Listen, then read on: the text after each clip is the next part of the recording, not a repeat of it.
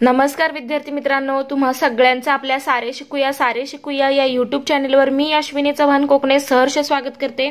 विद्यार्थी मित्रांनो, आज आपण पाहणार आहोत इयत्ता 9वी। तर पहा, या ठिकाणी तुम्ही मागील वर्षात ऑनलाइन आणि वेगवेगळ्या पद्धतीने तुमचं शिक्षण सुरू ठेवलं, तर या शैक्षणिक वर्षाच्या सुरुवातीला काही दिवस मागील वर्षी जे काही तुम्ही शिकला आहात त्याची आपल्याला उजळणी करायची आहे। या वर्षीच्या इयत्तेमध्ये अभ्यासक्रमाची पूर्वतयारी कशी पाहिजे, म्हणजे आपल्याला काय काय यायला हवं, त्या उद्देशाने हा सेतू अभ्यासक्रम सुरू केलेला आहे महाराष्ट्र शासनाने। तर हा अभ्यासक्रम एकूण 45 दिवसांचा आहे आणि ठराविक कालावधीनंतर तुम्हाला इथे 3 चाचण्या सुद्धा दिलेल्या आहेत। तर म्हणजेच प्रत्येक 15 दिवसांनंतर एक चाचणी असणार आहेत, अशा 3 चाचण्या आहेत। तर आज आपण दिवस 1 पासून तर दिवस 10 पर्यंत जे काही स्वाध्याय आहे किंवा जे काही उजळणी आपल्याला करायची आहे ती आज आपण या व्हिडिओमध्ये पाहणार आहोत। जर तुम्ही नवीन असाल तर चॅनलला सबस्क्राइब करा, शेजारी असणाऱ्या बेल आयकॉनवर क्लिक करा। चला तर मग सुरू करूया। पहा, या ठिकाणी पहिल्या दिवसामध्ये काय सांगितले, दिवस पहिला संख्यांच्या जगात अध्ययन निष्पत्ती काय आहे, समसंख्या, विषम संख्या, मूळ संख्या ओळखतात, म्हणजे आपल्याला ह्या संख्या ओळखता यायला हव्या। त्यानंतर आहे विभाज्य, विभाजक, हे सुद्धा ओळखता यायला हवं। आता पहा, समसंख्या म्हणजे काय, ज्या संख्यांना 2 ने भागल्यावर बाकी 0 उरते त्यांना समसंख्या असं म्हणतात। जसं की उदाहरणार्थ 2, 4, 6, 8। त्यानंतर विषम संख्या, ज्या संख्यांना 2 ने भागल्यावर बाकी 1 उरते त्यांना विषम संख्या असं म्हणतात। उदाहरणार्थ 1, 3, 5, म्हणजे 2 ने जर याला भागलं तर बाकी किती उरते, 3 ला भागलं तर 1 उरते, 5 ला भागलं तर पुन्हा 1 बाकी उरते। ह्या आहेत विषम संख्या। आता त्यानंतर पहा, पुढे दिलंय विभाज्य, जेव्हा भागाकारात बाकी 0 उरते तेव्हा त्या भाज्याला विभाज्य असे म्हणतात। जसे की 12 ला 4 ने भागलं तर 3 ने पूर्ण भाग जातो, 3 चौक 12, म्हणजे बाकी उरते 0, म्हणजे 12 या संख्येला काय म्हटलं जातं, विभाज्य असं म्हटलं जातं। त्यानंतर जेव्हा भागाकारात बाकी 0 उरते तेव्हा भाजकाला विभाजक असं म्हणतात। ज्याने आपण भागतो त्याला काय म्हटलं जातं, विभाजक, आणि ज्याला भागतो त्याला म्हटलं जातं विभाज्य। आता पहा, पुढे काय सांगितलंय, आता पुढचा आहे मुद्दा मूळ संख्या, ज्या संख्येचे 1 व ती स्वतः असे 2च विभाजक असतात। विभाजक म्हणजे भाग जाणारे, ज्याने त्या संख्येला भाग जातात असे कुठले कुठले आहेत, तर ती संख्या स्वतः आणि 1 असे 2च विभाजक असतात, त्या संख्यांना मूळ संख्या म्हणतात। उदाहरणार्थ 2, 3, 5, 7। बघा, 2 चे विभाजक कोण आहेत, 1 आणि 2, त्यानंतर 3 चे 1 आणि 3, त्यानंतर 5 चे 1 आणि 5, 7 चे 1 आणि 7, बाकी कुठल्याही संख्येने त्यांना भाग जात नाही, यांना म्हटलं जातं मूळ संख्या। त्यानंतर संयुक्त संख्या, ज्या संख्येचे 2 पेक्षा जास्त विभाजक असतात, म्हणजे फक्त 2च नाही तर त्यापेक्षा सुद्धा जास्त विभाजक असतात, त्या संख्यांना संयुक्त संख्या असं म्हणतात। उदाहरणार्थ 4, 6, 8, 9, 10। जसं की 4 चे विभाजक कोण कोण आहेत पहा, 4 चे विभाजक कुठले कुठले आहेत, तर 1 आहे, त्यानंतर 2 आहे, नंतर 4 आहे, म्हणजे 2 पेक्षा जास्त विभाजक आहेत याला। त्यानंतर पहा, 6 चे विभाजक कोण कोण आहेत, तर 6 चा विभाजक आहे 1, त्यानंतर आहे 2, नंतर आहे 3, म्हणजे ह्या संख्यांनी त्यांना काय होतोय, भाग जातोय। त्यानंतर पहा 8 चे, अशा प्रकारे तुम्ही 8 चे लिहू शकता। त्यानंतर 9, पहा 9 चे विभाजक कुठले कुठले आहेत, तर 1 आहे, त्यानंतर 3 आहे, त्यानंतर 9 आहे, असे याचे वेगवेगळे विभाजक आहेत, म्हणून यांना काय म्हटलं जातं, संयुक्त संख्या, म्हणजे यांना दुसऱ्या संख्यांनी सुद्धा भाग जातो। त्यानंतर पहा, पुढे काय महत्वाचं सांगितलंय, एक ही संख्या मूळ संख्याही नाही आणि संयुक्तही नाही। पहा, लक्षात ठेवा, महत्वाचं आहे हे, एक ही मूळही नाही आणि संयुक्तही नाही, 2 ही एकमेव सममूळ संख्या। जर तुम्हाला विचारलं असेल सममूळ संख्या लिहा, तर 2 ही एकमेव सममूळ संख्या आहे, म्हणजे ती सम सुद्धा आहे आणि मूळ सुद्धा आहे, म्हणजे हिला 2 ने सुद्धा भाग जातो आणि ती मूळ पण आहे। मूळ म्हणजे तिला 1 आणि स्वतः याने भाग जातो। त्यानंतर पहा, पुढच्या पानावर काय दिलेलं आहे, तर पुढच्या पानावर दिलेला आहे स्वाध्याय। स्वाध्यायामध्ये काय सांगितलंय, 1 ते 25 मधील सर्व समसंख्या लिही। आता हे जे काही हा सेतू अभ्यासक्रम आहे हा विद्यार्थ्यांसाठी आहे, म्हणजे प्रत्येक विद्यार्थ्यासाठी दिलेला आहे, म्हणून त्याला उद्देशून असं म्हटलेलं आहे की 1 ते 25 मधल्या सगळ्या समसंख्या लिही। तर पहा, आता याच्यामध्ये 1 ते 25 मधल्या समसंख्या म्हणजे कुठल्या कुठल्या येतील, तर पहा, पहिलं काय येईल, 2, नंतर 4, 6, 8, 10, त्यानंतर 12, 14, 16, 18, 20, 22 आणि 24.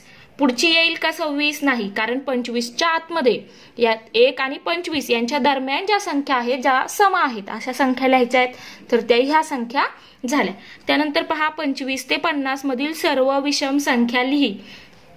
25 आणि 50 मधल्या विषम संख्या लिहायच्या आहेत. तर 25 पासून पुढे पहा विषम संख्या कुठल्या येत आहेत. 25 नंतर कुठली आहे, तर ती आहे 27. 26 ही समसंख्या आहे. त्यानंतर 27 आहे, म्हणजे 27 ही विषम आहे, कारण तिला 2 ने भागल्यावर बाकी किती उरते, 1 उरते. 27 नंतर कुठली येईल, तर ती येईल 29. नंतर येईल 31, 33, 35, त्यानंतर 37, 39, 41, 43, त्यानंतर 45, 47. पुढे येईल 47 नंतर किती येईल आपल्याला 1 ते 50 पर्यंतच्या, 25 ते 50 पर्यंतच्या लिहायच्यात. 47 नंतर शेवटचे येईल 49. अशा ह्या सगळ्या संख्या काय आहेत, तर त्या विषम संख्या आहेत 25 ते 50च्या आतमधील. त्यानंतर पहा समसंख्या आहे. तिसरं काय सांगितलंय, समसंख्या पण आहे आणि मूळ संख्या पण आहे. अशी कोणती संख्या आहे, तर आठवा बरं, आपण आता मगाशी पाहिलं होतं, सम पण आहे आणि मूळ पण आहे अशी एकच संख्या आहे आणि ती आहे 2. फक्त एकमेव ही 2 ही अशी संख्या आहे जी काय आहे, सम पण आहे आणि मूळ पण आहे. त्यानंतर पहा पुढे काय सांगितलंय, चौथा प्रश्न, 1 ते 100 मध्ये एकूण किती मूळ संख्या आहेत. 1 ते 100 मध्ये एकूण किती मूळ संख्या आहेत, तर त्या एकूण 25 मूळ संख्या आहेत. किती आहेत, 25. एकूण 25 मूळ संख्या आहेत 1 ते 100 मध्ये. त्या सगळ्या समसंख्या लिही असं सांगितलंय. तर आता सगळ्या समसंख्या लिहायच्या, सगळ्या संख्या लिहायच्यात. कोणत्या, मूळ संख्या 1 ते 100 मधल्या, तर त्या तुम्ही लिहू शकता.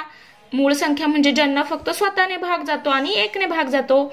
तर पहिली मूळ संख्या आहे 2, दुसरी आहे 3, नंतर आहे 5, 7, 11, 13, 17, 19, त्यानंतर 23, 29, त्यानंतर 31, त्यानंतर 33, नाही 33 ला 3 ने भाग जातो म्हणजे 31, त्यानंतर 37, त्यानंतर 41, त्यानंतर 43, त्यानंतर 47, त्यानंतर 53, त्यानंतर 59, त्यानंतर 61, त्यानंतर 71,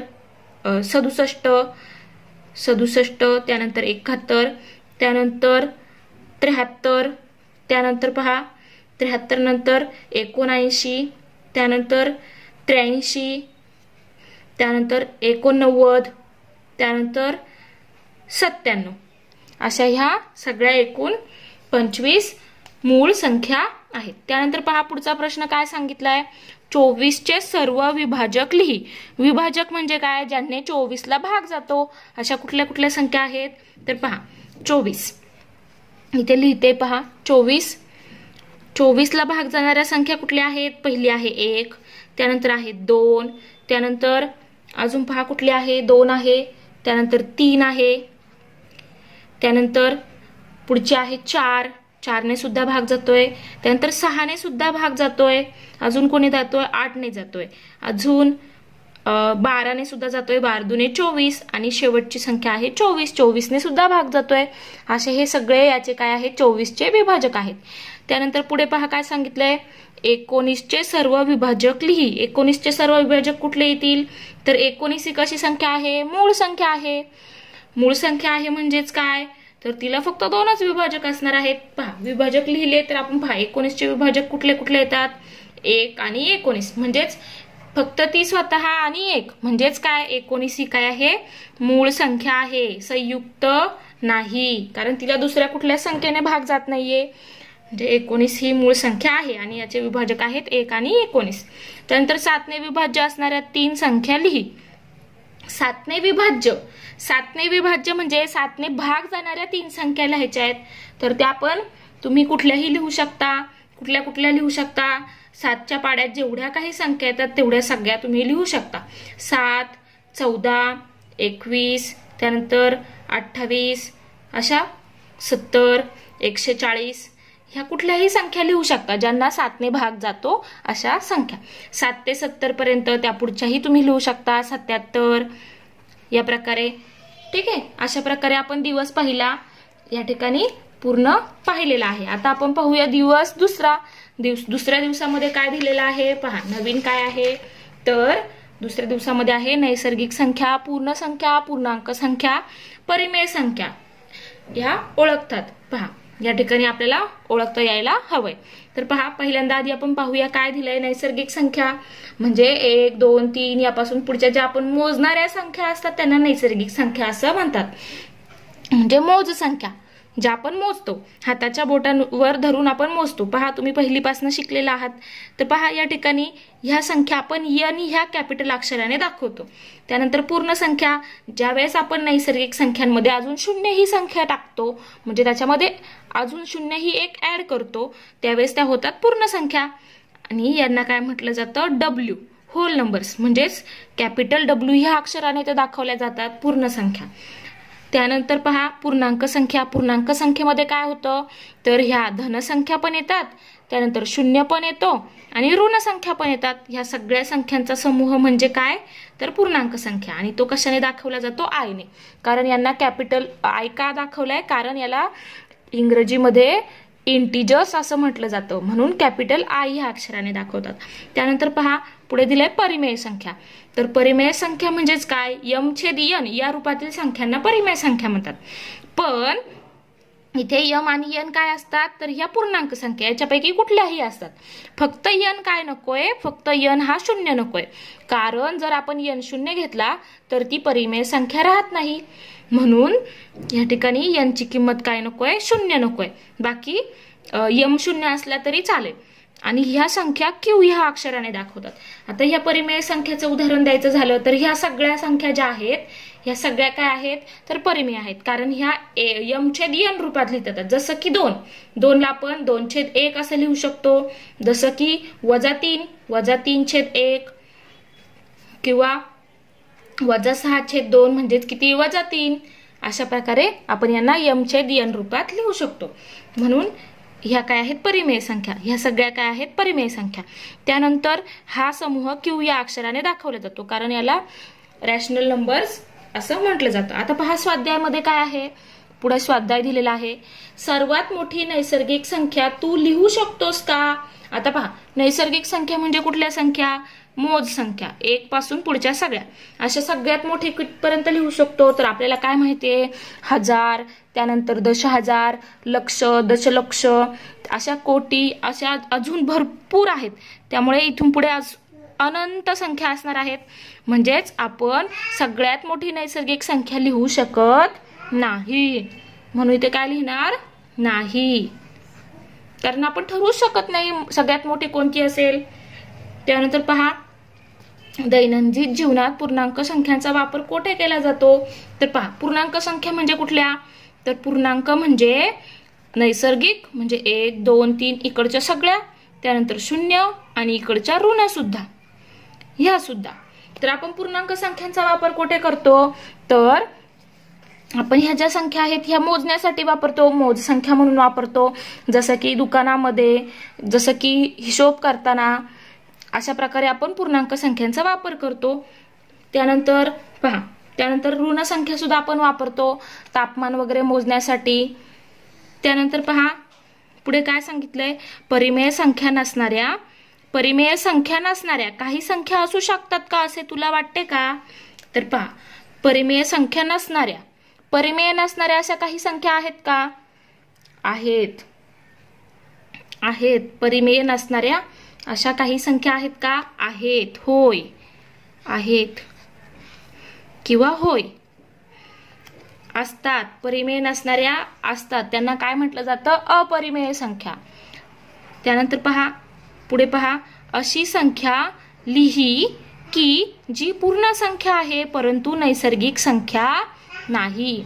अशी संख्या लिही जी पूर्ण आहे, पूर्ण संख्यांमध्ये ती आहे परंतु नैसर्गिक संख्यांमध्ये नाही. अशी कुठली संख्या आहे तर ती आहे 0. कारण आपण नैसर्गिक संख्यांमध्ये 0 ठेवला तर पूर्ण संख्या तयार होतात. म्हणजे 0 ही अशी संख्या आहे जी पूर्ण संख्या आहे पण नैसर्गिक नाही. त्यानंतर काय सांगितलंय, अशी एक संख्या लिही की जी नैसर्गिक संख्या आहे, पूर्ण आहे आणि पूर्णांकही आहे. म्हणजे नैसर्गिक पण आहे, पूर्ण पण आहे आणि पूर्णांक पण आहे. तर अशा कुठल्या संख्या आहेत, तर त्या आहे 1 2 3 4 ह्या इथून पुढच्या सगळ्या. कारण नैसर्गिक संख्या म्हणजे 1 2 3 ह्या संख्या, त्याच्यात आपण जर 0 ठेवला तर कुठल्या संख्या तयार होतात, तर त्या होतात पूर्ण संख्या.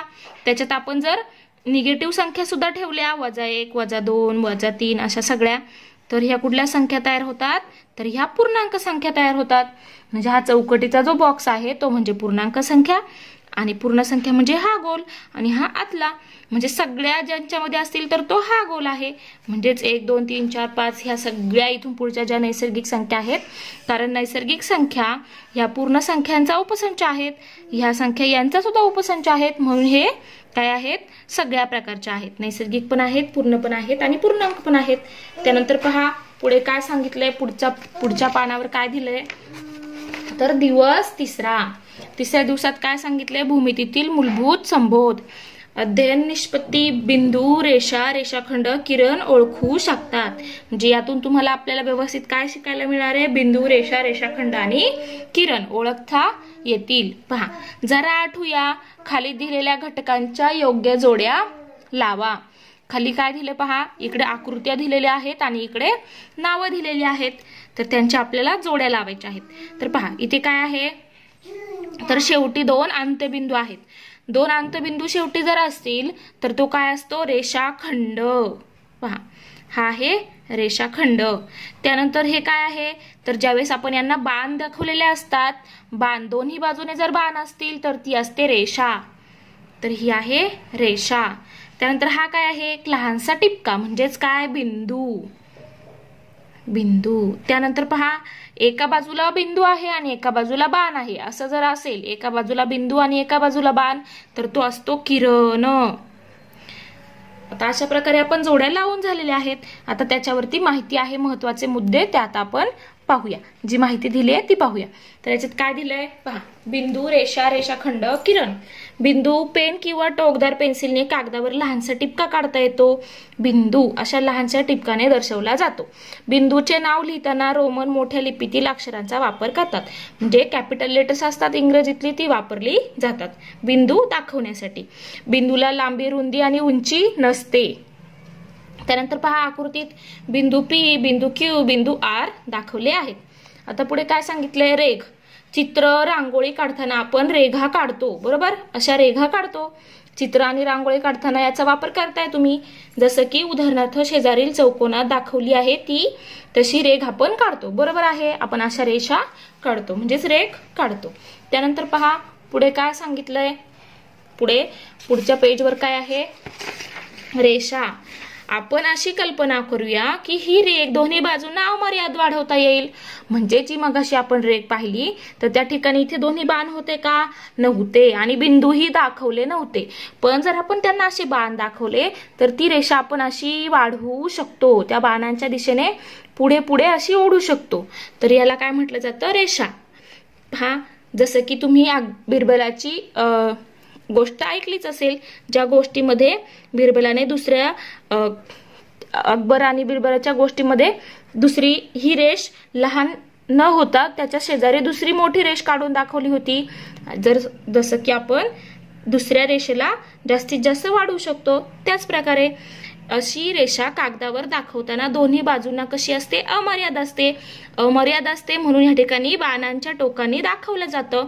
मग याला काय म्हटलं जातं पहा, रेषेला 2 प्रकारे नाव देता येते. कुठल्या प्रकारे पहा, याला आपण म्हणू शकतो रेषा यल, म्हणजे लिहिताना कसं लिहिणार, रेषा यल किंवा लाईन यल. किंवा इथे पहा जसं की इथे उदाहरणात दिलेलं आहे पी क्यू, तर हे लिहिताना कसं लिहिलं जातं पहा, ही अशी आहे आकृती, रेषा पी क्यू किंवा रेषा यम. इथे यम आहे, रेषा यम, इथे आहे क्यू आणि इथे आहे पी. हे ह्या रेषेवरचे बिंदू आहेत.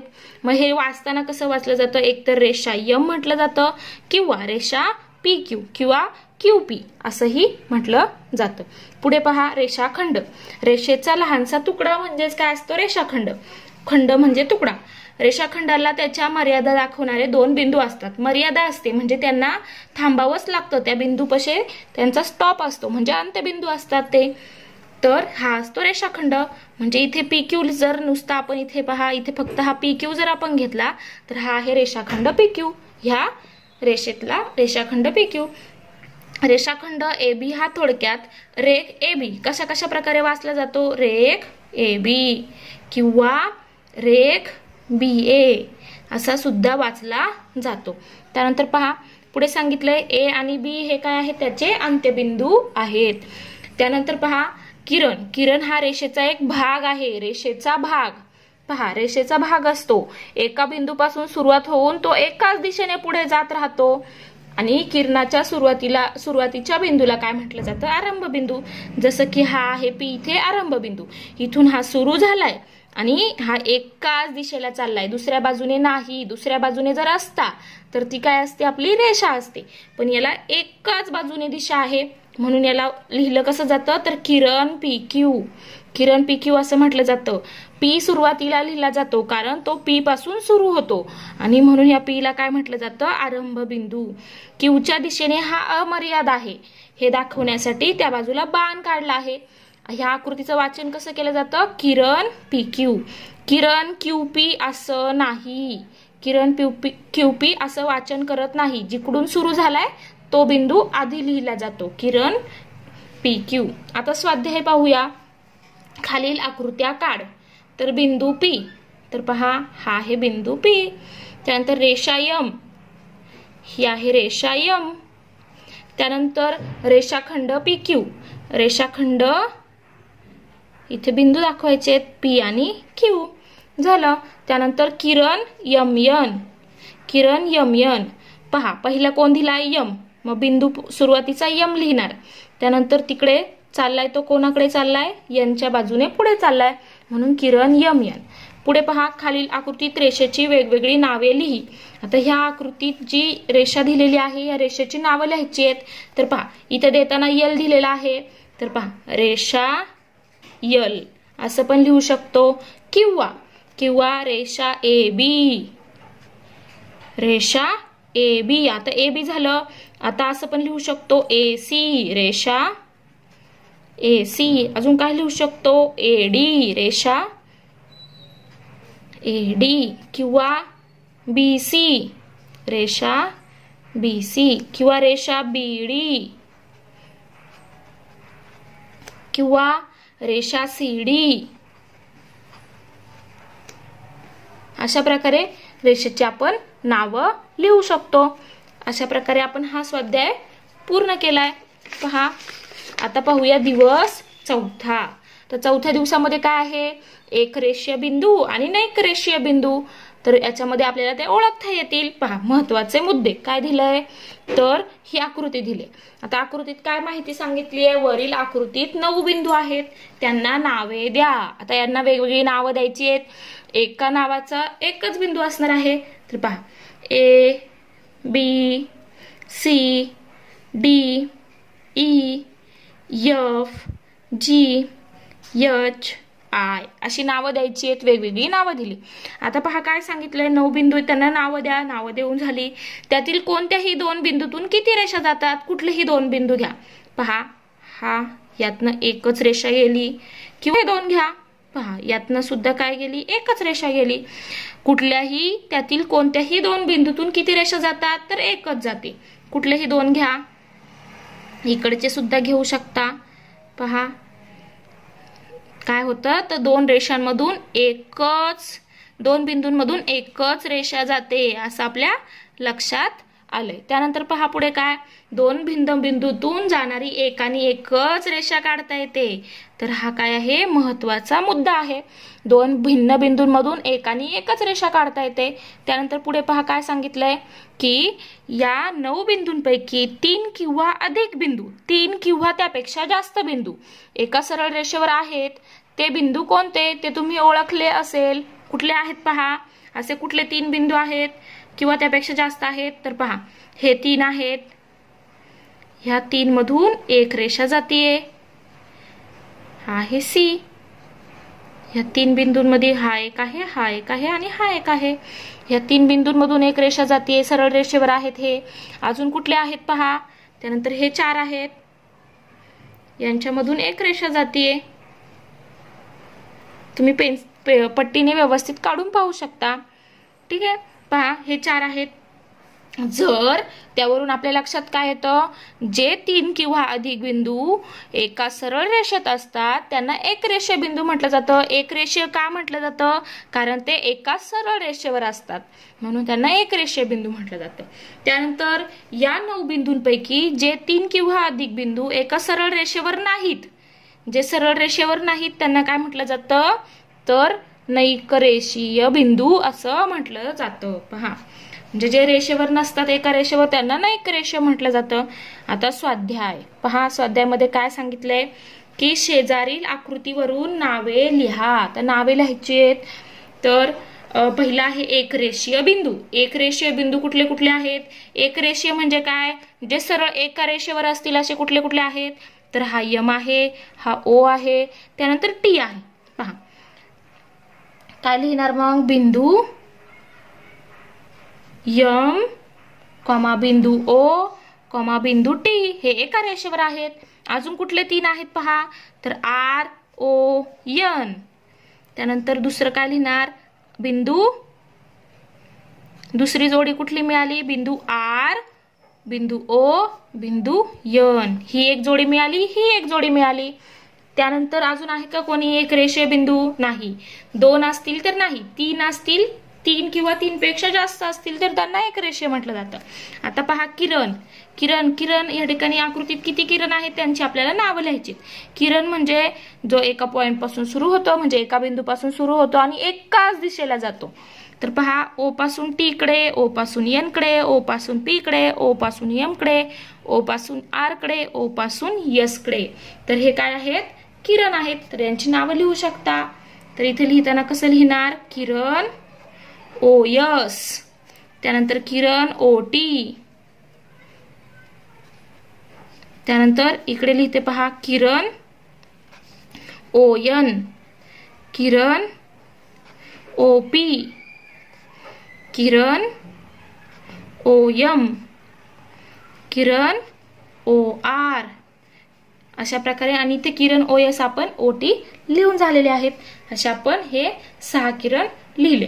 त्यानंतर पहा रेषाखंड. आता याच्यात आकृतीत कुठले कुठले रेषाखंड आहेत, तर पहा हा एक रेषाखंड आहे एम टी.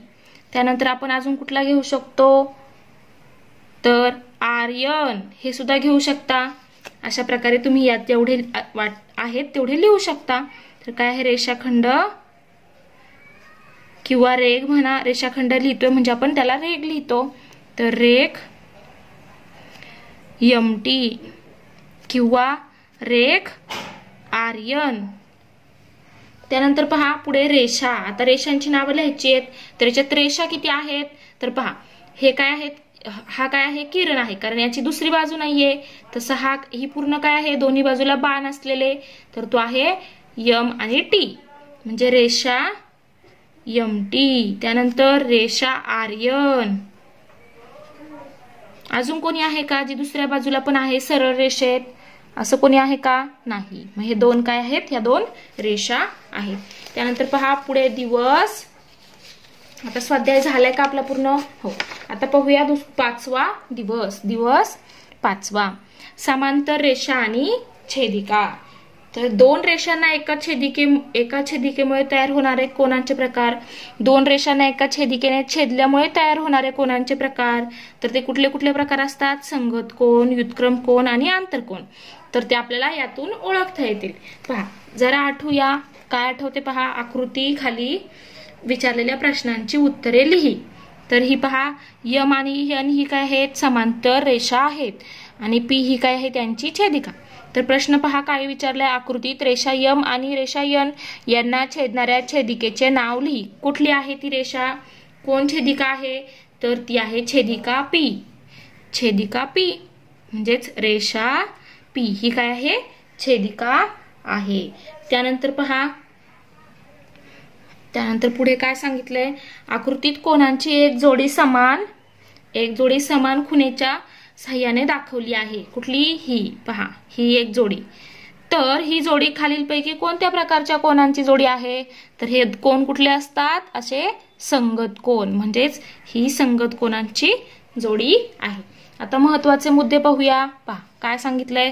समांतर रेषा एकाच प्रतलात असणाऱ्या आणि एकमेकींना न छेदणाऱ्या रेषांना काय म्हणतो आपण?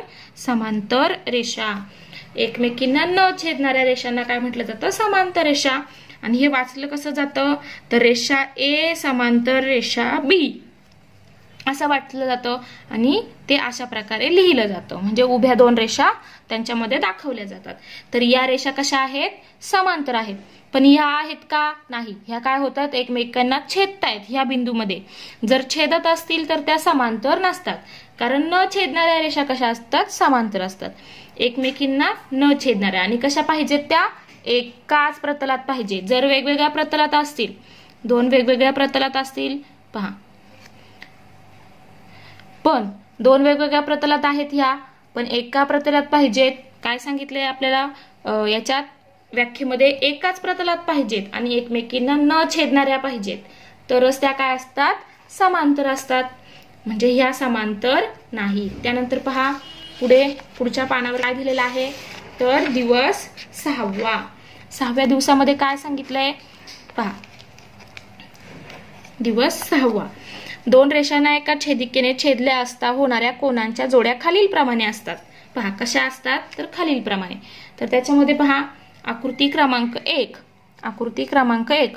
तर त्यामध्ये काय दिलंय? पहा, ही अशी आकृती आहे. इथे कोनांना नावं सुद्धा दिलेली आहेत. तर संगत कोनांच्या जोड्या.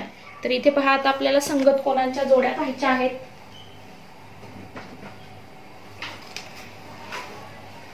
पहा संगत कोन कुठले कुठले आहेत? तर इथे मी वेगवेगळे पेन वापरते म्हणजे तुम्हाला पटकन समजेल. तर संगत कोन, त्यानंतर दुसरा आहे आंतरयुत्क्रम कोन, तिसरा आहे बाह्य युत्क्रम कोन आणि चौथा आहे आंतरकोन. अशा जोड्या आहेत. तर वेगवेगळे पेन घेऊया म्हणजे आपल्याला व्यवस्थित समजेल. तर पहा इथे मी वेगवेगळे पेन घेतले. तर पहिला घेऊया आता आपण संगत कोनांच्या जोड्या. संगत कोनाची जोडी कुठली आहे? तर कोन डी आणि कोन एच. पहा, हा कोन डी आणि हा कोन एच, ही एक काय आहे? संगत कोनांची जोडी आहे. आता दुसरी संगत कोनांची जोडी कुठली? तर पहा, दुसरी जोडी कुठली आहे? तर पहा, ही एक जोडी आहे. त्यानंतर पहा, ही एक जोडी आहे. त्यानंतर पुढची पहा, तर पुढची ही एक जोडी आहे. ह्या काय आहेत? एकमेकांच्या संगत कोनांच्या जोड्या आहेत. त्यानंतर पहा आता आंतरयुत्क्रम कोन. आंतरयुत्क्रम कोन म्हणजे कुठले कोन? तर पहा, आता हे जे मी हिरव्या पेनाने दाखवते आहेत तर ते आहेत आंतरयुत्क्रम कोन. तर ते पहा कुठले आहेत? तर हा आहे एकमेकांचे हे दोन काय आहेत? आंतरयुत्क्रम कोन. सी आणि ई हे एकमेकांचे आंतरयुत्क्रम कोन. त्यानंतर एच आणि बी हे एकमेकांचे आंतरयुत्क्रम कोन. आंतर म्हणजे काय? तर ते आतमध्ये असतात, दोन्ही रेषांच्या आतमध्ये, म्हणून हे आंतरयुत्क्रम कोन. त्यानंतर बाह्य युत्क्रम कोन कुठले? आता बाह्य युत्क्रम कोनासाठी आपण दुसरा पेन घेऊया, निळा पेन. ठीक आहे. तर हा असतो याचा बाह्य युत्क्रम कोन. ही एकमेकांची जोडी आहे. म्हणजे डी आणि एफ हे एकमेकांचे बाह्य युत्क्रम कोन आहेत. म्हणजे जे रेषेच्या दोन्ही रेषांच्या बाहेरच्या बाजूने आणि वेगवेगळ्या बाजूला असतील. ही एक जोडी झाली. तर उरलेली दुसरी कुठली असेल? तर ही आणि ही झाली बाह्य युत्क्रम कोनांची जोडी. त्यानंतर आता आंतरकोनाची जोडी, चौथा प्रकार. तर पहा आंतरकोनांची जोडी म्हणजे कुठली? आता हे मी दुसऱ्या पेनने दाखवते, गुलाबी पेनने. तर ही एक आंतरकोनांची जोडी झाली, बी आणि ई. त्यानंतर सी आणि एच. आंतर म्हणजे आतून तयार झालेले आंतरकोनाची जोडी. आणि आंतरयुत्क्रम कोन म्हटलं तर हे हिरव्या पेनाने एकमेकांचे आतमध्ये दाखवले ते आंतरयुत्क्रम कोन. अशा प्रकारे पहा आपल्याला काय काय मिळालंय. तर आता इथे लिहूया. पहा पहिल्यांदा काय मिळालं? संगत कोन. जे लाल पेनने दाखवलेले आहेत तर ते आहेत संगत कोनांच्या जोड्या. संगत कोन. तर ते किती मिळाल्या? एक. पहा क्रॉसचा ही एक जोडी झाली. त्यानंतर हा एक, 2 झाली, ही एक 3 झाली आणि ही एक 4. संगत कोनाच्या किती जोड्या तयार झाल्या? तर 4 जोड्या तयार झाल्या. त्यानंतर पहा ग्रीन पेनने काय दाखवलं आपण? तर आंतरयुत्क्रम कोन. आंतरयुत्क्रम कोनाच्या किती जोड्या तयार झाल्या? 1 आणि 2. आंतरयुत्क्रम कोन त्याच्या किती जोड्या तयार झाल्या? 2. ही एक आणि ही एक. त्यानंतर आपण काय पाहिलं तर बाह्ययुत्क्रम कोन. बाह्ययुत्क्रम कोनाच्या निळ्या पेनने दाखवल्या. ही एक आणि ही एक. बाह्ययुत्क्रम कोन त्याच्या किती जोड्या तयार झाल्या? 2. त्यानंतर गुलाबी पेनने आपण दाखवले ते काय दाखवले तर आंतर कोनाची जोडी. आंतरकोन तर त्या किती जोड्या तयार झाल्या? ही एक आणि ही एक. आंतर कोन त्याच्या 2 जोड्या तयार झाल्या. अशा प्रकारे पहा किती तर 2 रेषांना एका छेदिकेने छेदले असता एकूण 8 कोन तयार होतात. 1 2 3 4 1 2 3 4 4 आणि 4 झाले 8. असे 8 कोन तयार होतात. पण त्या ठिकाणी संगत कोनाच्या किती जोड्या तयार झाल्या तर संगत कोनाच्या झाल्या 4. आंतरयुत्क्रम कोनाच्या किती झाल्या? 2. बाह्ययुत्क्रम कोनाच्या झाल्या 2 आणि आंतरकोनाच्या किती झाल्या तर 2 जोड्या. अशा प्रकारे आपण तुम्हाला इथे व्यवस्थित खाली सगळी नावं लिहून दिलेली आहेत तर ती तुम्ही पाहू शकता. ती व्यवस्थित पहा आणि त्याचा व्यवस्थित अभ्यास करा. आता पाहूया पुढच्या पानावर काय दिलेलं आहे तर आकृती दुसरी. आता दुसऱ्या आकृतीत काय सांगितलंय की वरील आकृतीत संगत कोनाच्या जोड्या. आता याच्यात संगत कोन, आंतरकोन, त्यानंतर बाह्य कोन हे सगळं तुम्हाला खाली लिहून दिलेलं आहे. तरीही आपण पुन्हा पाहूया. तर पहा सगळ्यात आधी संगत कोन. संगत कोनासाठी आपण या ठिकाणी लाल पेन वापरूया. पहा संगत कोन तर याचा संगत कोन कुठला आहे तर तो हा आहे. त्यानंतर याचा संगत कोन कुठला आहे तर तो हा आहे. त्यानंतर याचा संगत कोन कुठला आहे तर तो हा आहे. त्यानंतर याचा संगत कोन कुठला आहे तर तो हा आहे. त्यानंतर पहा संगत कोन झाले. आता आपण पुढचे पाहूया. पुढे काय आता आंतरकोन पाहूया. संगत कोनानंतर आपण पाहिला आंतरयुत्क्रम कोन. आंतरयुत्क्रम कोन तर हा काय आहे याचा आंतरयुत्क्रम कोन आहे. हा याचा आंतरयुत्क्रम कोन आहे. त्यानंतर बाह्ययुत्क्रम कोन तर हा याचा बाह्ययुत्क्रम कोन आहे आणि हा याचा बाह्ययुत्क्रम कोन आहे. हे एकमेकांचे काय आहेत बाह्ययुत्क्रम कोन. त्यानंतर आंतरकोन. आंतरकोनाची जोडी ही याची जोडी आहे आणि ही याची जोडी आहे. अशा प्रकारे आपण सगळे लिहिलेले आहेत. फक्त यांची नावं तुम्हाला व्यवस्थित लिहायची आहेत. जसं की AMP याचा संगत कोन कुठला आहे तर MNR याचा संगत कोन हा आहे. म्हणजेच AMP याचा संगत कोन MNR. जसं की इथे तुम्हाला खाली सगळी नावं लिहून दिलेली आहेत तर ती तुम्ही पाहू शकता आणि व्यवस्थित समजून घ्या. त्यानंतर पहा पुढच्या पानावर काय दिलेलं आहे तर पुढच्या पानावर आहे दिवस 7वा. तर 7वा दिवस आहे. तर 7व्या दिवसामध्ये सुद्धा काय दिलेलं आहे संगत कोनांचा गुणधर्म. संगत कोनांचा गुणधर्म तर पहा काय सांगितलंय समांतर रेषांच्या छेदिकेमुळे होणाऱ्या संगत कोनाच्या प्रत्येक जोडीतील कोन एकमेकांशी एकरूप असतात. म्हणजे संगत कोनांची जी जोडी असते तर संगत कोनाच्या 4 जोड्या तयार होतात. तर त्या 4ही जोडीतील प्रत्येक कोन एकमेकांशी कसे असतात एकरूप असतात. जसं की पहा याचा संगत कोन कुठला आहे तर तो हा आहे. त्यानंतर याचा संगत कोन कुठला आहे तर तो हा आहे. नंतर याचा संगत कोन हा आहे आणि याचा संगत कोन हा आहे. तर एकमेकांशी मापे त्यांची कशी असतात सारखी असतात. ती तुम्हाला इथे नावे व्यवस्थित लिहून दिलेली आहेत. सारखी असतात, मापे सुद्धा सारखी असतात आणि ते कोण कसे असतात तर एकरूप असतात. आता पाहूया पुढे त्यांची नावं दिलेली आहेत ती व्यवस्थित पहा. त्यानंतर पुढे काय सांगितलंय युत्क्रम कोनांचा गुणधर्म. आता युत्क्रम कोनांचा गुणधर्म म्हणजे काय समांतर रेषांच्या छेदिकेमुळे होणाऱ्या व्युत्क्रम कोनांच्या प्रत्येक जोडीतील कोन एकमेकांशी एकरूप असतात. जसं की इथे आपण पाहिलं संगत कोन त्याच्या 4 जोड्या आहेत त्या एकरूप असतात. तसंच इथे व्युत्क्रम कोन आहे. तर पहा ही समांतर रेषा आहेत समजा 2. तर ह्या 2 समांतर रेषांना एका छेदिकेने छेदले असता समजा ही आहे रेषा L, ही आहे M आणि ही रेषा N.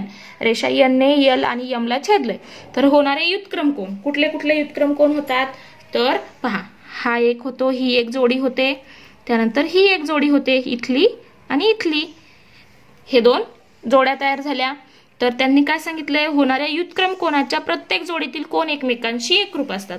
आता हे दोन जोड्या लिहिल्या आपण. त्यानंतर पहा इकडे ह्या दुसऱ्या दोन जोड्या आहेत. याचा बाह्य व्युत्क्रम कोन कुठला आहे, तर हा आहे. यांची एक जोडी असते बाह्य व्युत्क्रम कोनांची आणि याचा बाह्य व्युत्क्रम कोन हा आहे. तर इथे पहा नावं दिलेली आहेत आंतरव्युत्क्रम कोनांची आणि बाह्य व्युत्क्रम कोनांची. जसं की इथे तुम्हाला नावं दिलेली आहेत, त्यांना नावं द्या. इथे ए, इथे बी, त्यानंतर इथे आहे एक्स, त्यानंतर इथे आहे वाय, त्यानंतर इथे आहे पी, ए पी क्यू, इथे असणार आहे क्यू आणि इथे असेल पी. तर इथे नावं दिलेली आहेत, पण इथे फक्त पी आणि क्यू लिहायचं राहिलेलं आहे. तर ते तुम्ही इथे लिहिलेलं आहे, इकडे लिहिलेलं नाहीये, म्हणजे इथे आकृती दिलेली नाहीये. तर इथे पी असणार आहे, हा बिंदू असणार आहे पी, त्यानंतर इथे हा बिंदू जो आहे इथे हा असणार आहे क्यू. तर जी वरती आकृती दिली आहे तिचाच वापर करून इथे नावे लिहिलेली आहेत. त्यानंतर काय सांगितले पहा, की आंतरकोनाचा गुणधर्म. समांतर रेषांच्या छेदिकेमुळे होणाऱ्या आंतरकोनाच्या जोडीतील कोनांची मापांची बेरीज 180 अंश असते. म्हणजे पहा ह्या दोन समांतर रेषा आणि त्यांना छेदणाऱ्या छेदिकेमुळे होणारे आंतरकोन कुठले, तर पहा आंतरकोनाच्या ज्या जोड्या आहेत, आंतरकोनाच्या प्रत्येक जोडीतील कोनांच्या मापाची बेरीज म्हणजे याचं माप आणि याचं माप, ही जी जोडी आहे या जोडीच्या मापांची बेरीज किती असते, 180 अंश असते. कधी, जर त्या रेषा समांतर असतील तर. समांतर असतील तर म्हणजे हिचं माप, ह्या दोघांचं माप 180 अंश असेल म्हणजे बेरीज. त्यानंतर ह्या दोघांच्या मापाची बेरीज सुद्धा किती असणार आहे, 180 अंश. जर ह्या रेषा जर कशा असतील, समांतर असतील तर. जसं की इथे पहा नावं दिलेली आहेत आणि व्यवस्थित तुम्हाला लिहून दिलंय, ही जी वरती आकृती दिलेली आहे त्यानुसार. त्यानंतर पाहूया दिवस 8वा. आता दिवस 8वा नाही तर स्वाध्याय दिलेला आहे, तर तो स्वाध्याय पाहूया. तर स्वाध्यायामध्ये काय दिलंय, खालील आकृतीमध्ये रेषा PQ, तर रेषा PQ ही रेषा RS ला समांतर असून AB ही काय आहे, त्यांची छेदिका आहे. ठीक आहे. त्यानंतर आकृतीचे निरीक्षण करून खालील चौकटीत योग्य त्या कोनांची नावे लिही. तर पहा आता AMQ चा संगत कोन कुठला असणार आहे, तर संगत कोन AMQ, कोन AMQ म्हणजे याचा संगत कोन कुठला असणार आहे, तर तो हा असणार आहे.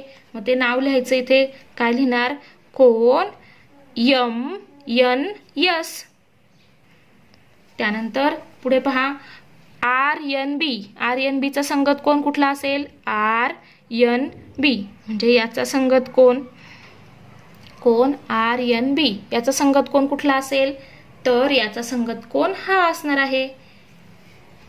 मग इथे लिहायचंय, ह्या कंसात तुम्हाला लिहायचंय, काय लिहिणार, कोन PMN, कोन PMN. त्यानंतर पहा आंतर व्युत्क्रम कोन. आता आंतर व्युत्क्रम कोन, आतले व्युत्क्रम कोन, तर QMN म्हणजे हा दिलेला आहे, QMN हा दिलेला आहे. तर याचा व्युत्क्रम कोन कोणता असतो, तर तो हा असतो आंतर व्युत्क्रम कोन. तर पहा त्याचं नाव कसं लिहिणार, हा आहे QMN, तसा हा आहे MNR, कोन MNR. त्यानंतर पहा दुसरी जोडी PMN म्हणजे हा दिलेला आहे पहा. तर याची आंतरव्युत्क्रम कोनाची जोडी कुठली आहे, तर ती आहे ही. म्हणजे असे तिरकस असतात आंतरव्युत्क्रम कोन, म्हणजे याची जोडी आहे ही. तर ते नाव लिहायचंय, PMN हा दिलेला आहे आपल्याला. मग MNS, कोन MNS. तसंच पहा बाह्य व्युत्क्रम कोन AMQ. पहा AMQ म्हणजे आपल्याला हा दिलेला आहे बाह्य व्युत्क्रम कोन, कुठला आहे, हा दिलेला आहे. ठीक आहे. तर याचा बाह्य व्युत्क्रम कोनाची जोडी कोणती असणार आहे, तर ती ही असणार आहे. बाहेरून तिरकस, बाह्य व्युत्क्रम कोन म्हटलं की तिरकस घ्यायचं. तर पहा AMQ चा आहे हा, तर तो काय लिहिणार इथे, AMQ, इथे RNB, कोन RNB.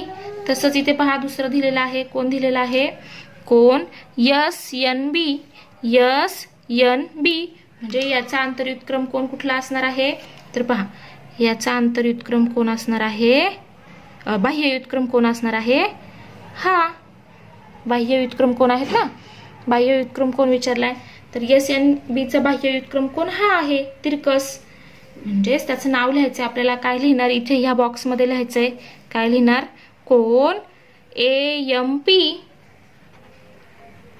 त्यानंतर आता आंतरकोनानुसार काय असतं तर ही आंतरकोनाची ही एक जोडी आणि ही एक जोडी तर त्यांच्या मापाची बेरीज असते 180 अंश तर इथे नावे दिलेली आहेत तर पहा QMN म्हणजे हा दिलाय आणि आता त्याच्यात हा ऍड करायचा आहे म्हणजे त्यांच्या मापाची बेरीज असणार 180 अंश म्हणजे ह्या बॉक्स मध्ये काय येईल तर तो येईल MNS कोण MNS त्यानंतर तसंच इकडे काय येईल तर इथे पहा दिलाय MNR म्हणजे हा दिलेला आहे आता याच्यात हा ऍड करूया म्हणजेच काय येईल PMN कोण PMN अधिक कोण हा जो दिलाय तो यांच्या मापाची बेरीज किती असते 180 अंश झाले अशा प्रकारे आपण स्वाध्याय पूर्ण केलाय आता पाहूया दिवस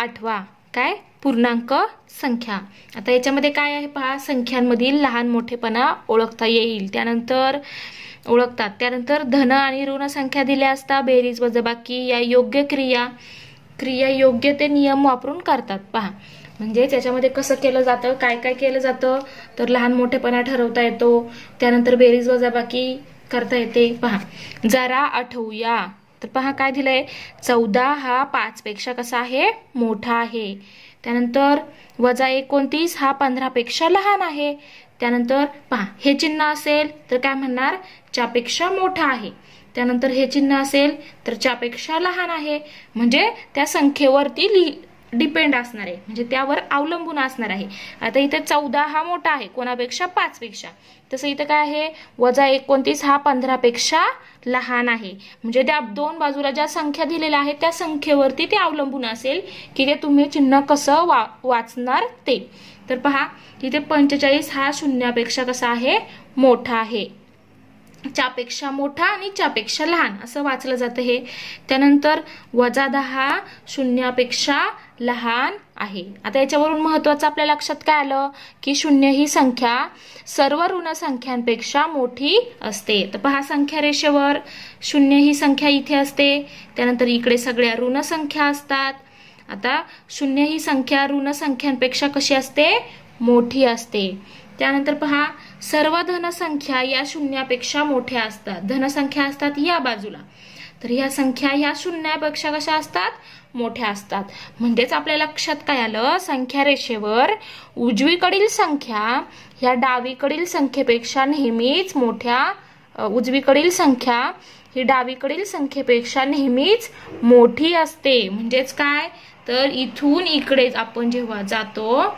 म्हणजेच डावीकडून उजवीकडे जाताना संख्या कशा होत जातात मोठ्या होत जातात एवढंच लक्षात ठेवायचंय की डावीकडून उजवीकडे जाताना संख्या कशा होतात मोठ्या होतात म्हणजेच मोठमोठ्या होत जातात त्यानंतर पहा स्वाध्याय दिलेला आहे काय आहे खालील प्रत्येक प्रश्नात ही चिन्ह योग्य त्या चौकटीत लिही आता पहा 3 मोठा आहे की -3 मोठा आहे तर -3 मोठा आहे कोणापेक्षा 3 मोठा आहे की -3 मोठा आहे तर 3 मोठा आहे -3 पेक्षा त्यानंतर 4 आणि 7 तर 4 पेक्षा 7 कसा आहे मोठा आहे म्हणून 7च्या बाजूला दोन्ही टोके त्यानंतर -17 मोठा आहे की 17 मोठा आहे तर 17 मोठा आहे कोणापेक्षा वजापेक्षा कारण आता आपण पाहिलं ऋण संख्या ह्या लहान असतात धनसंख्येपेक्षा त्यानंतर 0 ही संख्या कशी असते सगळ्या ऋण संख्यांपेक्षा मोठी असते म्हणजे 0 कसा आहे मोठा आहे -10 पेक्षा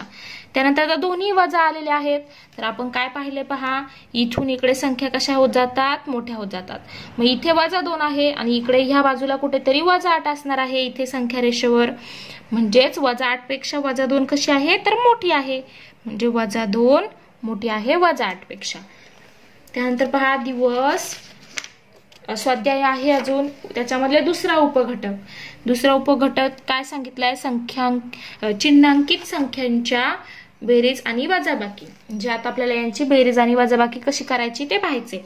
खालील उदाहरणे सोडव. आता सोडवायची आहेत पहा. जरा आठवूया काय शिकलो आपण. 20 + 18 असेल तर काय, तर पहा मोठ्या संख्येतनं लहान संख्या वजा करा, मोठ्या संख्येचं चिन्ह द्या. अधिक 20 + 18 म्हणजेच किती झाले 2. त्यानंतर आता इथे वजा शेजारी शेजारी आलेत तर यांची काय होते, वजा म्हणजेच काय होता, वजाचा अधिक होतं. म्हणजेच 23 + 16 म्हणजे हे किती येत आहे, 6 आणि 3 झाले 9, 2 आणि 1 झाला 3 म्हणजे 39. त्यानंतर पहा पुढे वजा काय होतं, अधिक. वजाचा गुणाकार असतो अधिक म्हणजे इथे होईल अधिक 36. आठवलंय आता. आता पाहूया पुढे काय सांगितले महत्वाचे मुद्दे. चिन्हांकित संख्यांची बेरीज आणि वजाबाकी. तर पहा इथे 2 नियम दिलेले आहेत. या नियमानुसार तुम्ही व्यवस्थित सोडू शकता. त्यामुळे हे नियम सर्वांनी लक्षात ठेवायचे आहेत. जर समान चिन्हे असतील तर काय होतं, बेरीज करून उत्तराला दिलेल्या संख्यांचे चिन्ह द्यावे समान चिन्ह असतील तर. त्यानंतर भिन्न चिन्ह असतील तर काय, मोठी संख्येतनं लहान संख्या वजा करायची आणि उत्तराला मोठ्या संख्येचं चिन्ह द्यायचं. जसं की आता उदाहरण पाहूया. समान चिन्हे असतील तर जसं की -4 अधिक -4 किंवा -5 घेऊया. वेगवेगळे चिन्ह कसे आहेत, सारखे आहेत दोघांनाही. वजा चिन्ह आहेत म्हणजे समान चिन्ह आहेत. अशा वेळेस काय होतं, तर बेरीज करून उत्तराला दिलेल्या संख्यांचे चिन्ह द्या. आता दोघांची बेरीज करा. 4 आणि 5 किती झाले 9 आणि चिन्ह दोघांना जे समान आहे ते द्यायचं म्हणजे -9. त्यानंतर आता वजा घेऊन झाला तर अधिक घेऊया. तर 5 + 10. आता दोघांचं अधिक चिन्ह आहे म्हणजे प्लस साइन आहे. तर त्यावेळेस काय करायचं, समान चिन्ह असेल तर बेरीज करायची आणि दोन्ही संख्यांचं चिन्ह द्यायचं. दोघांना कुठलं आहे सारखं, तर ते आहे अधिक. बेरीज किती झाली 15.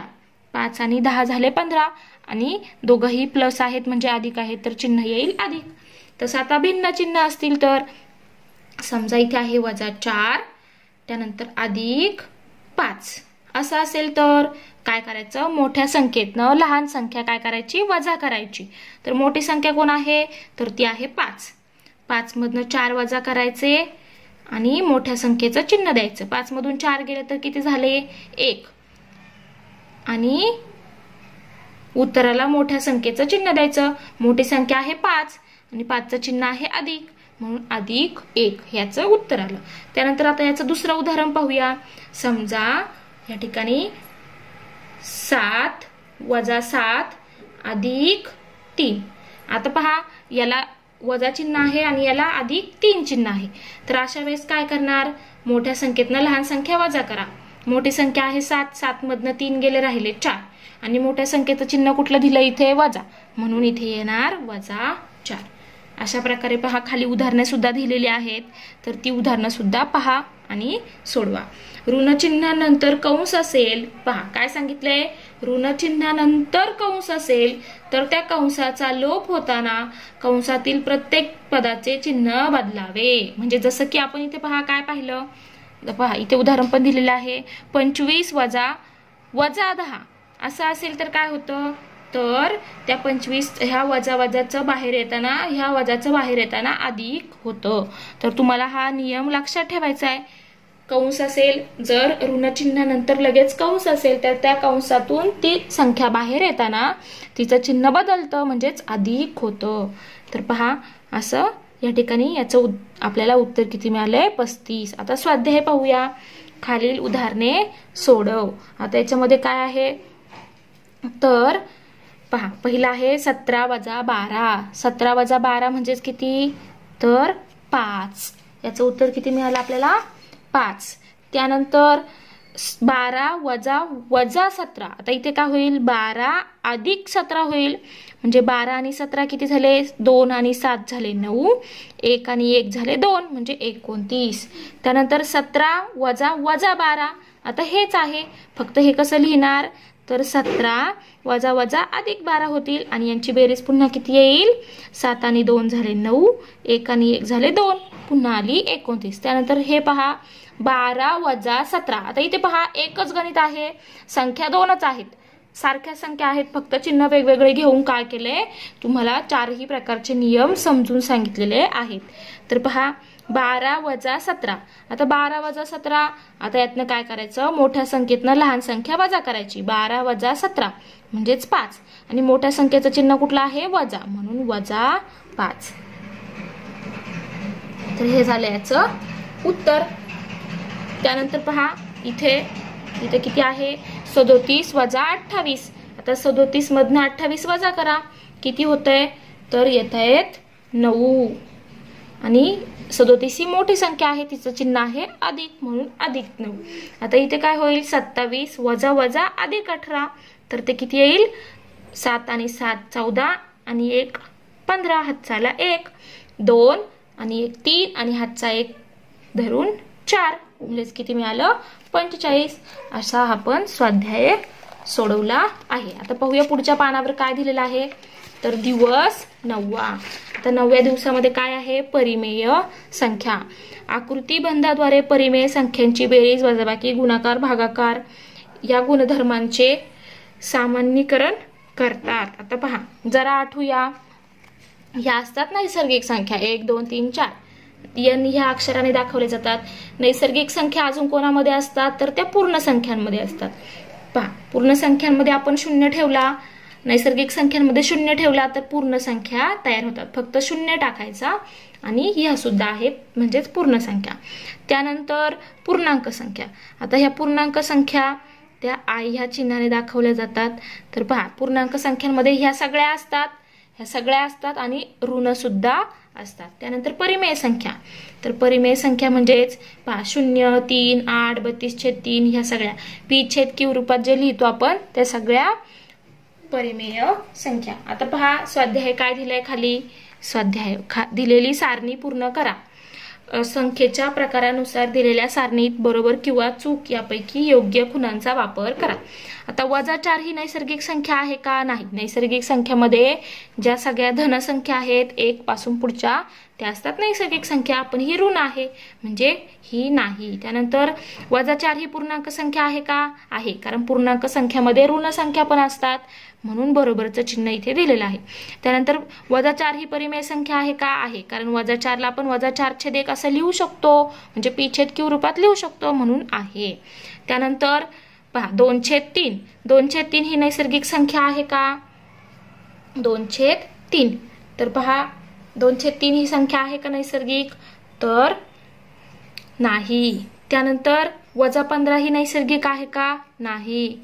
ही आहे का, नाही. 4 आहे का, आहे. त्यानंतर पूर्णांक संख्या. पूर्णांक संख्यांमध्ये 2/3 ही येईल का, तर पूर्णांक संख्या म्हणजे कुठल्या, तर ऋण संख्या असतात त्या, धन असतात त्या, म्हणजे ही आहे का, नाही.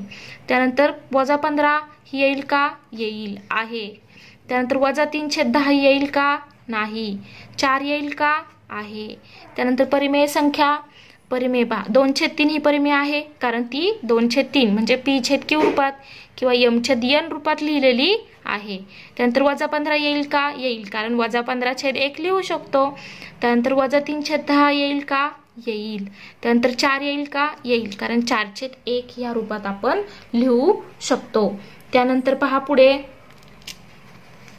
काय दिलंय पहा, दिवस 9व्यातला आता अजून उपघटक आहे. पहा काय सांगितलंय,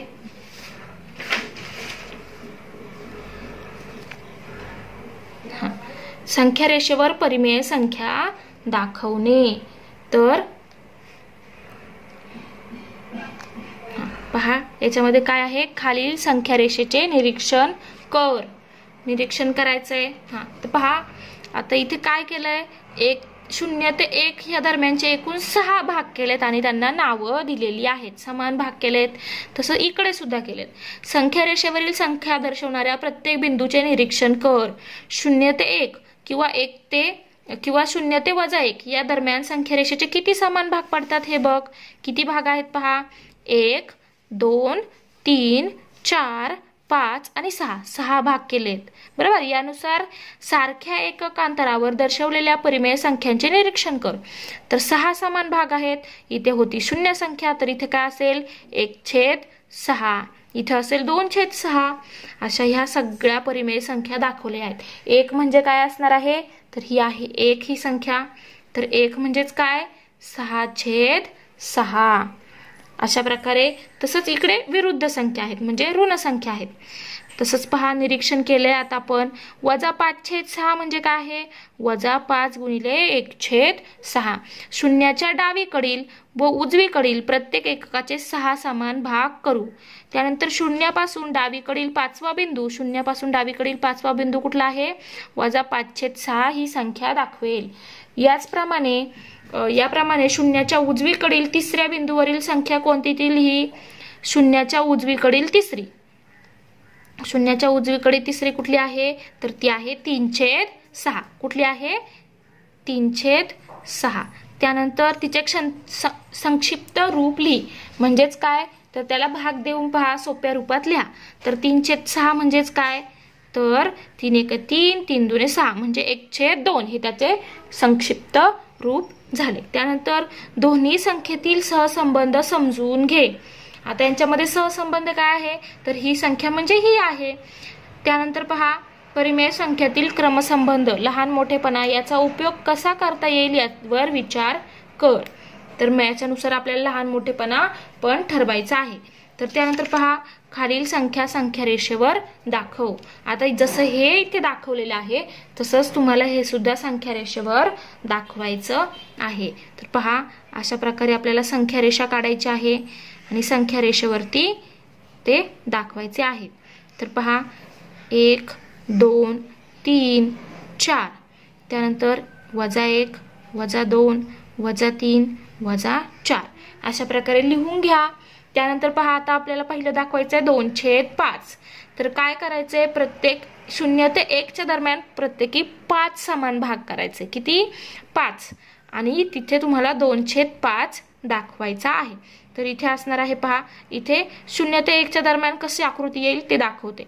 पहा 0 ते 1च्या दरम्यान 2/5 कसा येईल तर ते दाखवते आणि 4/5 पण कसा येईल ते दाखवते. तर पहा याचे समान 5 भाग करायचे. 1 2 3 4 आणि 5. 1 2 3 4 5 असे 5 समान भाग झाले. त्यानंतर पहा हा असणार आहे 0/5. हा असणार आहे 1/5 2/5 3/5 4/5 आणि 5/5. आता 2/5 कुठे येईल, तर हा येईल इथे 2/5.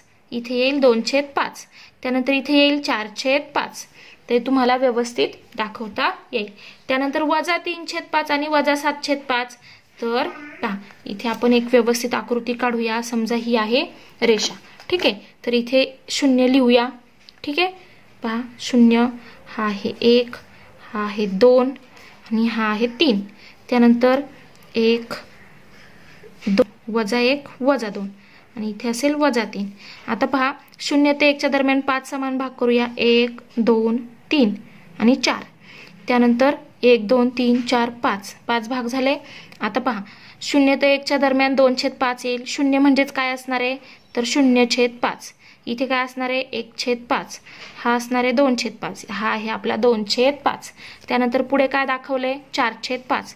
तर हा आहे 4/5. त्यानंतर आपल्याला काय दाखवायचे पहा, हा दाखवून झाला, हा दाखवून झाला. त्यानंतर 3 दाखवायचं. तर पहा हा इथे आहे 3. 3 पण दाखवला. आता -2. हा आहे -2 म्हणजे हा -2 पण दाखवून झाला. त्यानंतर -3/5. आता -3/5 आहे. तर इकडे सुद्धा पुन्हा आपल्याला समान 5 भाग करावे लागतील. छेदाला जी संख्या आहे तसे भाग करायचे. तर 1 2 3 आणि 4. 4 मध्ये रेषा मारल्या की 5 समान भाग होतील. सारख्या अंतरावर मारायचे. त्यानंतर पहा आता -3/5. इथे आहे -1/5. हा आहे -2/5. हा आहे -3/5. हा आहे -3/5. त्यानंतर -7/5. आता हा झाला -4/5. हा झाला -5/5. पुन्हा याचे समान भाग करा 5. 1 2 3 आणि 4. 1 2 3 4 5 5 भाग झाले. त्यानंतर पहा हा आहे 5/5. हा आहे 6/5, हा आहे -7/5, झाला -7/5, -1 म्हणजेच किती, तर -5/5. अशा प्रकारे तुम्ही दाखवू शकता. सगळ्या संख्या आपल्या दाखवून झालेल्या आहेत. त्यानंतर पहा आता पुढच्या पानावर काय दिलेलं आहे, तर दिवस 10वा. आता 10व्या दिवसामध्ये काय आहे, तर पहा उपघटक परिमेय संख्यातील क्रमसंबंधन म्हणजे लहान मोठेपणा ठरवायचा आहे. खालील उदाहरणांचा अभ्यास कर. 3/2 व 2/3 यांचा लहान मोठेपणा ठरवा. म्हणजेच एकतर हे चिन्ह वापरा, हे वापरा किंवा हे वापरा. बरोबरचं चिन्ह असू शकतं किंवा लहान असू शकतो किंवा मोठा असू शकतो. तर या चिन्हांचा उपयोग करून ते लिही. छेद समान करण्यासाठी पहिल्या अपूर्णांकाच्या छेदाला दुसऱ्या अपूर्णांकाच्या अंशाने आणि दुसऱ्या अपूर्णांकाच्या छेदाला पहिल्या अपूर्णांकाच्या अंशाने गुणावे. आता इथे पहा, ही एक पद्धत दिलेली आहे, ही तुमच्या पुस्तकानुसारची पद्धत आहे. तर जो पहिला अपूर्णांक दिलेला आहे, पहिला आहे 3/2, तर त्याला काय करायचं, दुसऱ्या अपूर्णांकाचा जो छेद आहे त्याने वर आणि खाली गुणायचं आणि ते सोडवायचं. तर ते किती आलं, 9/6. त्यानंतर दुसऱ्या अपूर्णांकाला पहिल्या अपूर्णांकाच्या छेदाने गुणायचं, तर ते किती आहे, 2. त्याने गुणलं तर ते आलं 4/6. तर पहा या ठिकाणी 9/6 आणि इथे 4/6. तर 9 ही संख्या कशी आहे, 4 पेक्षा मोठी आहे. छेदाकडे पाहू नका. तर 9 आणि 4, कारण छेद समान झालेत. मग वरच्या संख्या पहा, फक्त वरती कोण मोठा झालाय, तर 9 मोठा झालाय. 4 पेक्षा 9 कसा असतो, मोठा. म्हणजेच इथे 9/6 4/6 पेक्षा मोठा आहे. मग 9/6 म्हणजेच कोण आहे, तर 3/2 आहे. म्हणून 3/2 हा 2/3 पेक्षा कसा आहे, मोठा आहे. पहा पुन्हा लक्षात घ्या, पहिला अपूर्णांक लिहायचा आहे, त्यानंतर त्याला दुसऱ्या अपूर्णांकाचा जो छेद आहे त्याने वर आणि खाली गुणायचंय, जे येईल ते. त्यानंतर दुसरा अपूर्णांक घ्यायचा आहे, दुसऱ्या अपूर्णांकाला पहिल्या अपूर्णांकाचा जो छेद आहे त्याने गुणायचे वर आणि खाली, तर जे उत्तर येईल ते. तर ह्या दोघांमध्ये छेद समान झाले, छेद समान करून घेतले आपण. छेद समान झाल्यानंतर 9 हा 4 पेक्षा कसा आहे, मोठा आहे, कारण छेद समान आहे, त्यांच्याकडे पाहायची गरज नाही. मग 9 हा 4 पेक्षा मोठा आहे, म्हणून हे याला मोठ्याचं चिन्ह दिलं. म्हणून हा म्हणजेच कोण आहे, तर 3/2 आहे. म्हणजे याचं संक्षिप्त रूप आहे 3/2. म्हणून हा 3/2 कसा झाला, याच्यापेक्षा मोठा झाला, म्हणून हे लिहिलं. किंवा मग तुम्ही दुसऱ्या पद्धतीने सोडू शकता. दुसरी पद्धत आहे 3/2 व 2/3. आता यांच्यातला लहान मोठेपणा ठरवायचा असेल तर काय करायचं, यांचा तिरकस गुणाकार करायचा, याचा याच्याशी आणि याचा याच्याशी. तर तो गुणाकार लिहा. पहिल्यांदा याचा याच्याशी घेतोय म्हणून 3 × 3 इकडे लिहा. त्यानंतर इकडे किती येईल, 9. त्यानंतर इकडे 2 × 2 लिहा. 2 × 2 किती झाले, 4. मग 9 हा कसा आहे, 4 पेक्षा मोठा आहे. आणि हा 9 आपल्याला कुठून मिळाला, ह्या 3ला ह्या 3ने गुणल्यामुळे मिळाला. म्हणजेच ह्या बाजूची कुठली संख्या आहे, तर ती आहे 3/2. म्हणून 3/2 कशी आहे, 2/3 पेक्षा मोठी आहे. अशा प्रकारे सुद्धा तुम्ही सोडू शकता. आता करून पहा. या संख्या रेषेवर दाखव. आता ह्या संख्या रेषेवर कशा दाखवणार, तर संख्या रेषा काढायची. संख्या रेषा काढल्यानंतर प्रत्येक 0 ते 1च्या दरम्यानचे प्रत्येक एकक याचे समान भाग करायचे. किती, तर ते 6. छेद कसा आहे, 6 आहे, तर तो समान भाग करायचा. पहा जसं की इथे पहा, आता आपण 0 ते 1 याचे समान 6 भाग करायचेत. म्हणजे मध्ये तुम्हाला 5 रेषा मारावे लागतील. तर 1 2 3 4 आणि 5 असे 5 समान भाग करावे लागतील. तर 0 म्हणजेच काय आहे, 0/6. हा आहे 1/6, हा आहे 2/6, हा आहे 3/6. तसा हा तुम्हाला मिळेल 4/6. हा मिळाला 4/6. त्यानंतर हा झाला 5/6, हा झाला 6/6, 5/6, 6/6. त्यानंतर 7/6, 8/6, 9/6. म्हणजे हा किती मिळाला तुम्हाला, 9/6. इथे कुठेतरी 2 असणार आहे. तर ह्यात याचे 1 ते 2च्या दरम्यानचे सुद्धा तुम्हाला समान 6 भाग करावे लागतील. अशा प्रकारे तुम्ही 4/6 आणि 9/6 दाखवू शकता. त्यानंतर पहा, संख्या रेषेवर डावीकडील संख्या उजव्या बाजूच्या संख्येपेक्षा लहान असते. हे आपल्याला माहिती आहे. डावीकडील संख्या ही उजव्या संख्येपेक्षा लहान असते. तसेच परिमेय संख्यांचा अंश व छेद यांना एकाच शून्येतर संख्येने गुणले तर संख्या तीच राहते किंवा तिची किंमत बदलत नाही. समजा a/b ही संख्या आहे, म्हणजेच 4/6 ही संख्या आहे, तर त्याला कुठल्याही एका संख्येने आपण गुणलं, 0 सोडून बाकी कुठल्याही, तर त्याच्यात काहीच बदल होत नाही. त्यांचा लहान मोठेपणा बदलत नाही, किंमत तीच राहते. त्यानंतर पहा इथे उदाहरण दिलेलं आहे, ही दोन यांची तुलना करा. आता यांची तुलना करायची आहे, जसं की आपण वरती 3/2 आणि 2/3 ची केली तसं पहा इथे दुसरं उदाहरण दिलंय, त्याची पहिल्यांदा करूया. तर पहा इथे आता यांचा तिरकस गुणाकार करायचा आणि ठरवायचं. -4 गुणिले 2 किती झाले, तर ते झाले -8. त्यानंतर 3 गुणिले 5 किती झाले, 15. तर 15 ही संख्या -8 पेक्षा मोठी आहे, म्हणजेच काय होईल, तर ही संख्या -4/5 ही काय होईल, 3/2 पेक्षा लहान होईल. त्यानंतर -7/4, तर यांच्यामध्ये पहा तिरकस गुणाकार करा. -7 गुणिले 5, 7×5 35, -35. त्यानंतर 3 चौक 12, -12, कारण एक संख्या वजा आहे. तर पहा -12 मोठे आहेत की -35, तर आपल्याला माहिती आहे डावीकडून उजवीकडून जाणाऱ्या संख्या कशा होत जातात, मोठ्या होत जातात. म्हणजेच -12 ही -35 पेक्षा कशी आहे, मोठी आहे. म्हणून ही मोठी आहे, म्हणजे -3/5 ही -7/4 पेक्षा मोठी आहे. त्यानंतर पुढचा पहा चौथा प्रश्न, 5/3 आणि 3/2. त्यांच्यामध्ये 5 दुणे 10, त्यानंतर 3 त्रिक 9. तर 10 हा 9 पेक्षा कसा आहे, मोठा आहे. म्हणजेच 5/3 कसा आहे, 3/2 पेक्षा मोठा आहे. अशा प्रकारे तुम्ही तुलना करू शकता. त्यानंतर नियमांचा अभ्यास कर. ऋण संख्या नेहमी धन संख्येपेक्षा लहान असते. बरोबर आहे, ऋण संख्या ह्या डावीकडे असतात आणि त्या नेहमी धनसंख्येपेक्षा लहान असतात. त्यानंतर 2 ऋण संख्यांची तुलना करण्यासाठी ऋण चिन्ह विचारात न घेता संख्यांची तुलना कर. जसं की -a -b असं असतील तर त्यांची तुलना करायची. त्यानंतर यांची तुलना करताना a व b ची तुलना कर. जर a हा b पेक्षा मोठा असेल तर -a ह्या -b पेक्षा लहान असेल. जसं की इथे पहा, जसं की समजा -2 आणि -10. आता यांच्यामध्ये तुलना करताना काय करणार आपण, 2 आणि 10 ची तुलना करणार. 2 आणि 10 यांच्यामध्ये कोण मोठा आहे, तर 10 मोठा आहे. पण जर ऋण संख्या असतील दोन्ही, तर त्यांच्यामध्ये तुलना करताना ज्यावेळेस आपण धन घेऊन त्यांची तुलना करतो त्याच्या विरुद्ध काय होतं, तर याच्यामध्ये विरुद्ध होतं. जसं की इथे काय, a हा b पेक्षा मोठा असेल तर -a हा -b पेक्षा लहान होतो. तसं इथे काय होणार आहे, -2 हा -10 पेक्षा मोठा होणार आहे, म्हणजे हा असतोच. असं हे एक तुम्हाला उदाहरण मी समजून सांगितलं. जसं की इथे उदाहरण क्रमांक 5 आहे. उदाहरण क्रमांक 5 चे निरीक्षण कर. पहा आता त्यानंतर पुढे 5 उदाहरण क्रमांक 5 दिलेला आहे, त्याचं व्यवस्थित निरीक्षण करा. प्रथम 3/2 आणि 4/5 यांची तुलना कर. त्यानंतर तुलना करताना आपण काय करतो, याला याच्या छेदाने गुणतो वर आणि खाली, तर हे मिळालं 15/10. त्यानंतर याला याच्या छेदाने गुणतो, 2 ने गुणलं खाली आणि वर, ते झालं 8/10. तर छेद समान झाले. वरती पहा 15 आणि 8. 15 हा 8 पेक्षा मोठा आहे, म्हणजे 15/10 हे 8/10 पेक्षा कसे झाले, मोठे झाले. म्हणजेच 3/2. 15/10 म्हणजेच काय, 3/2 हा काय आहे, 4/5 पेक्षा मोठा आहे. म्हणजेच काय, हे आपण धनसंख्यांसाठी काढलं, म्हणजे यांची चिन्ह लक्षात न घेता काढलं, म्हणजे त्यांच्या चिन्हांकडे लक्ष न देता सोडवलं.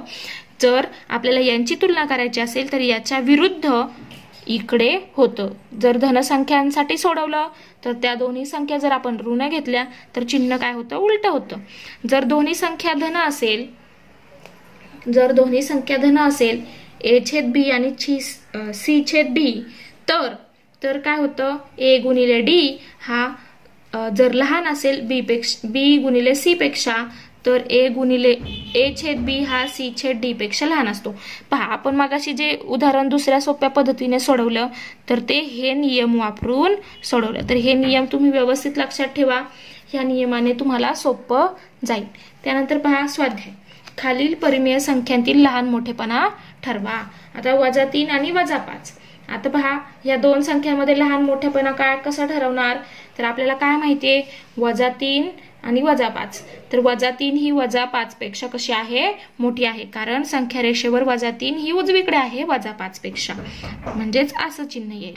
किंवा तुम्ही असं सोडू शकता, यांची चिन्ह लक्षात न घेता 5 हा 3 पेक्षा मोठा आहे, म्हणजे 5 मोठा आहे 3 पेक्षा, पण वजा चिन्ह दोन्हींना दिली तर त्याच्या विरुद्ध चिन्ह येईल, म्हणून -3 हा -5 पेक्षा मोठा आहे. त्यानंतर 2/7 आणि 0.